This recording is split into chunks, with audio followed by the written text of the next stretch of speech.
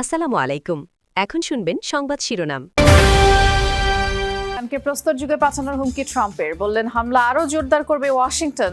চুক্তি না করলে গুড়িয়ে দেয়া হবে তেহরানের বিদ্যুৎ কেন্দ্র, জ্বালানি স্থাপনা। ট্রাম্পের ভাষণ শেষ না হতে ব্যাপক মিসাইল হামলা ইরানের। ইসরায়েলি ভূখণ্ড ও মার্কিন অবস্থানে ৩ শতাধিক মিসাইল ড্রোন নিক্ষেপ। ইস্পাহানে যৌথ বাহিনীর তাণ্ডব। মৃত্যুদণ্ডপ্রাপ্ত শেখ হাসিনার পক্ষে কোনো চিঠি পায়নি ট্রাইব্যুনাল, জানালেন চিফ প্রসিকিউটর। বললেন পলাতক থেকে আইনজীবী নিয়োগেরও সুযোগ নেই।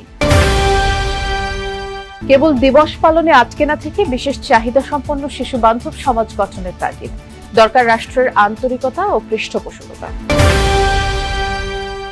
এতক্ষণ শুনছিলেন সংবাদ শিরোনাম, এখন শুনবেন বিস্তারিত সংবাদের আগে আমাদের যমুনা 24 টিভি চ্যানেলটিকে সাবস্ক্রাইব বা ফলো করে আমাদের সাথে থাকুন আর কমেন্ট করে জানান আপনি কোথা থেকে সংবাদ শুনছেন। ইরানকে প্রস্তর যুগে পাঠানোর হুমকি দিয়েছেন মার্কিন প্রেসিডেন্ট ডোনাল্ড ট্রাম্প। বুধবার স্থানীয় সময় রাত ৯টায় জাতির উদ্দেশ্যে দেয়া ভাষণে মার্কিন প্রেসিডেন্ট জানান, আগামী ২-৩ সপ্তাহ ইরানের উপর জোরদার হামলা চালাবে যুক্তরাষ্ট্র। হুঁশিয়ারি দেন, চুক্তি না করলে গুঁড়িয়ে দেওয়া হবে দেশটির বিদ্যুৎ কেন্দ্র, জ্বালানি স্থাপনা। ট্রাম্পের দাবি, ইরান যুদ্ধে কৌশলগত মূল লক্ষ্যগুলো প্রায় সম্পন্ন, আর তাই শিগগিরই শেষ হবে এই যুদ্ধ। জাতির উদ্দেশ্যে মার্কিন প্রেসিডেন্টের ১৯ মিনিটের ভাষণের প্রায় পুরোটা জুড়েই ছিল ইরান যুদ্ধ।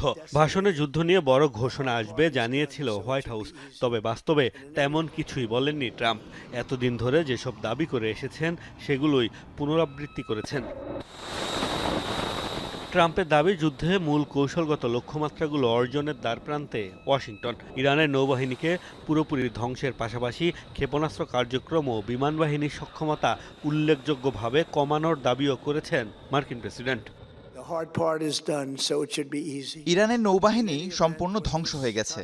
তাদের বিমান বাহিনী ও ক্ষেপণাস্ত্র কার্যক্রমকে এমন মাত্রায় ক্ষতিগ্রস্ত করা হয়েছে যা আগে কখনো দেখা যায়নি। আজ রাতে আমি আনন্দের সাথে বলতে পারছি, আমাদের মূল কৌশলগত লক্ষ্যমাত্রাগুলো সম্পন্ন হওয়ার পথে। চুক্তি না করলে ইরানের বিদ্যুৎ কেন্দ্র ও তেল স্থাপনা নিশ্চিহ্ন করে দেওয়ার হুমকি দিয়েছেন ট্রাম্প। যদি কোনো চুক্তি না হয়, আমরা তাদের প্রতিটি বিদ্যুৎ উৎপাদন কেন্দ্রে কঠোরভাবে আঘাত হানব। আমরা তাদের তেলের উপর আঘাত হানিনি, যদিও সেটাই সবচেয়ে সহজ লক্ষ্য। সেখানে আঘাত হানলে তা নিশ্চিহ্ন হয়ে যাবে। ভাষণে আগামী ২-৩ সপ্তাহ ইরানের ওপর অত্যন্ত জোরালো হামলার ঘোষণা দিয়েছেন ট্রাম্প। তার হুমকি, দেশটিকে প্রস্তর যুগে ফিরিয়ে নেওয়া হবে। তেহরানের শাসন ব্যবস্থায় পরিবর্তন আনার কোনো পরিকল্পনা ছিল না বলেও দাবি তার। প্রেসিডেন্ট ডোনাল্ড ট্রাম্পের ভাষণ শেষ না হতে একের পর এক মিসাইল ছুড়ল ইরান।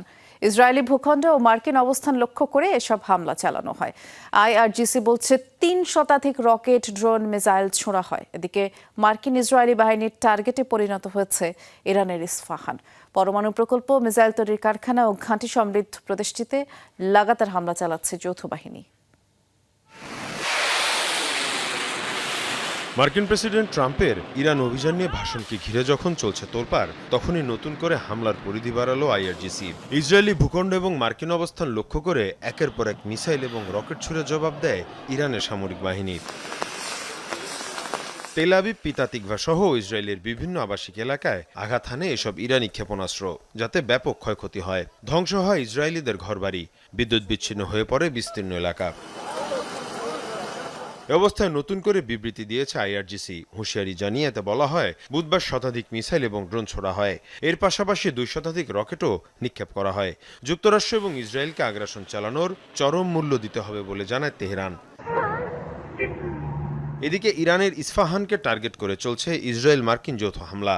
একদিকে পরমাণু প্রকল্প এবং অন্যদিকে মিসাইল তৈরির কারখানা এবং ঘাঁটি রয়েছে প্রদেশটির বিভিন্ন স্থানে। বুধবার সবচেয়ে বেশি হামলা চালানো হয় বাহেরস্তানে। অভিযানে ৪০টি অস্ত্র কারখানা গুঁড়িয়ে দেওয়া হয়েছে বলে দাবি ইসরায়েলের।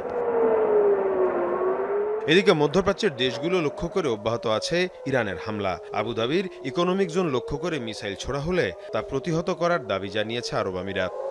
যুক্তরাষ্ট্রের যৌথ তাণ্ডবে ইরানের রাজধানী তেহরানে এ পর্যন্ত ৩৩,০০০ বাড়ি ক্ষতিগ্রস্ত হয়েছে। এ তথ্য জানিয়েছেন শহরটির মেয়র মুখপাত্র আব্দুল মুহুর মোহাম্মদ খানি।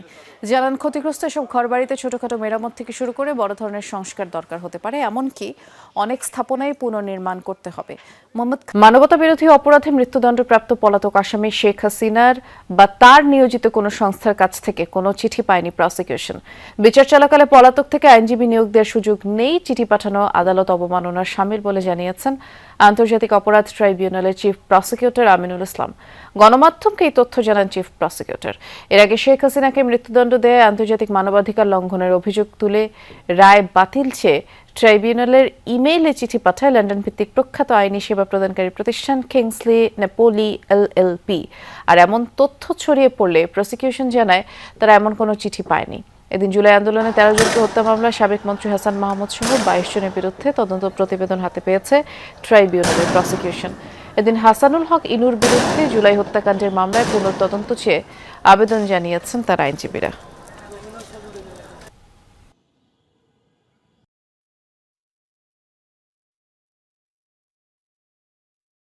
এগুলি খুব উদ্দেশ্যপ্রণোদিতভাবে এগুলি ট্রাইব্যুনালকে বিতর্কিত বা ট্রাইব্যুনালকে নিয়ে একটা আলোচনার মধ্যে রাখার জন্য তারা হয়তো এরকম করছে। তো আমরা এগুলি খুব আমলে নিচ্ছি না, এগুলি নিয়ে আমরা খুব মোটেও কনসার্ন না।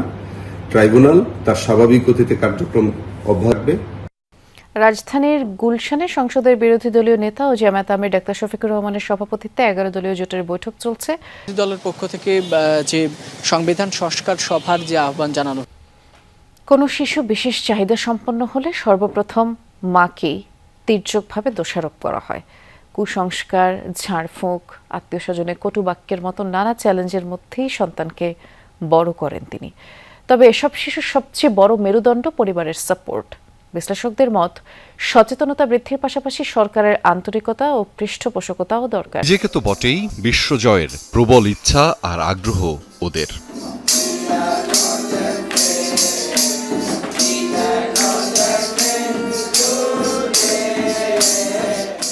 সুর তাল লয়ে সেই ইচ্ছারই বহিঃপ্রকাশ ঘটছে এই বিশেষ চাহিদা সম্পন্ন শিশুদের।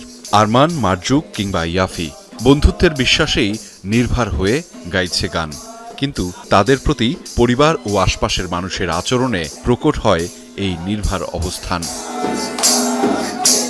বাড়তি যত্ন পেলে বিশেষ চাহিদা সম্পন্ন এই শিশুদের দলই যে সৃজনশীল কিছু করতে পারে তারই উদাহরণ রাইদ মুনিমদের দল। ইয়াফি তৈরি করছে কেক, তারই বন্ধু রাইদ আর আরমান করছে বুটিকের কাজ। ছবি আঁকা, গল্প বলা, কবিতা আবৃত্তিও আছে তাদের প্রতিভায়। কম্পিউটারতে যমুনা টেলিভিশনের লোগো দিয়েছি। ব্লগ করতে পছন্দ করি, তারপর কেক বানাতে পছন্দ করি, আর পড়াশোনা করে পছন্দ করি। গান গাইতে পছন্দ করি, ছবি আঁকতে পছন্দ করি, নাচ করতে পছন্দ করি।